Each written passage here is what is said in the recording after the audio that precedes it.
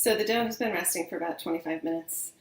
And there are a couple ways you can roll it. You can just pinch off bits or cut off bits of it and roll it, or you can kind of roll the whole thing a little bit lengthwise to sort of get that long noodle shape started, and then cut it into strips. And really it's up to you how you want to do it. I'm going to do it the latter way. Roll it out slightly, cut it into strips, and then finish rolling the strips. Flour. And the reason you let it sit is to let the gluten relax. Otherwise, it would be impossible to roll out into those long noodle shapes. You need to let the gluten relax. And if you find that it's getting seized up again, just cover it. Leave it for another 10 minutes and come back to it. So I'm going to start with about a quarter of the dough.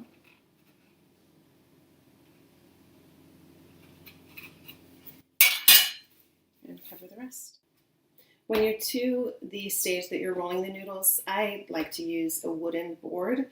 If you have a large pasta board, that's ideal. I just use a large wooden cutting board, and that bit of traction from the wood makes the noodles roll a little better. Just light dusting of flour.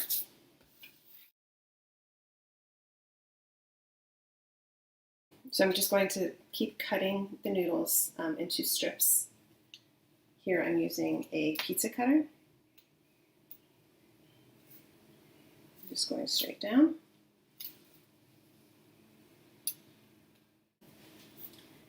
One great thing about Pici pasta is that they aren't uniform. They aren't the same length, they aren't all the same width, and it's very freeing when you're making pasta that's like that. It's one reason why it's great to make this pasta with children, because it doesn't matter if one noodle is 6 inches long and a little bit fatter on one end, and another one is 3 feet long and a little bit thinner throughout.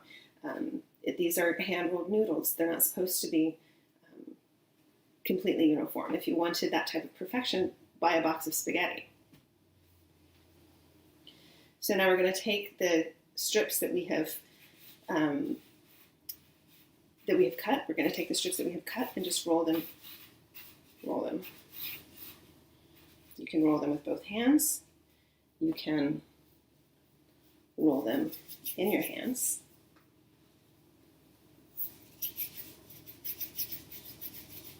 Kind of working your way down them. And if you go to Tuscany and see a real Tuscan chef do this, it's amazing. They can stretch them the width of the room. You can also hold one end. This is a very traditional method. I find this method the easiest. You kind of hold one end still and just work down from there.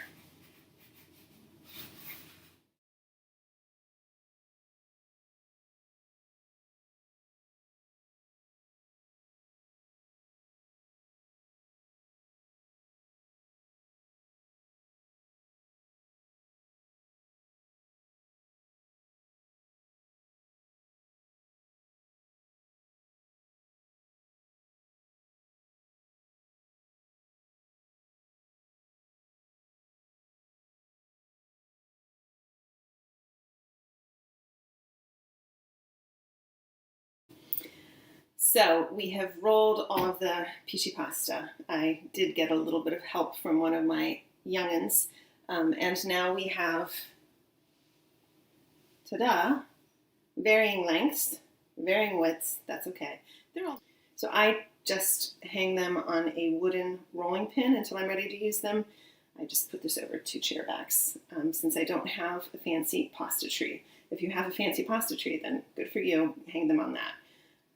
Once you're ready to serve them, you basically just prepare your sauce of your choice and boil them quickly in some salted water. They only take a few minutes to cook because fresh pasta cooks very quickly. Thanks for cooking with us today. We hope you enjoyed making Pici pasta and that you will enjoy having them for dinner tonight, like we will.